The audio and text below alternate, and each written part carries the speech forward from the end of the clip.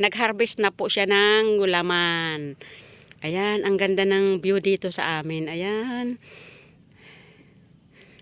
Yan siya. Guys, ayan oh. Ayan. Yan, nag-harvest siya ng gulaman, guys. Ibibilad niya na yan.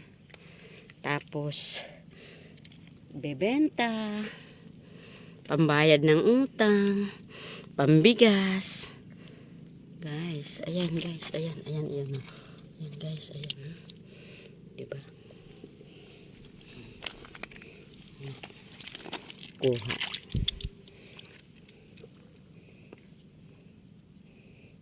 Ano na kasi ang dagat, palaki na ang dagat.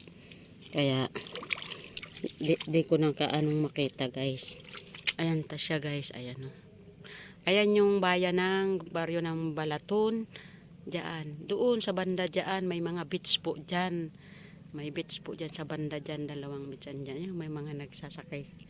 May nagbangka-bangka. Ayan. Kuha sila ng gulaman, guys. Ayan, ayan si kuya ko nakarating na siya doon. Ano kaya ang nakukuha niya? Ayan, guys, maganda dito sa lugar namin. Ayan, guys. Ganda ng view. Ayan, ito pa, guys. Ayan oh, ayan, guys. Ayan. Ayan, guys, ayan, magkatabi sila.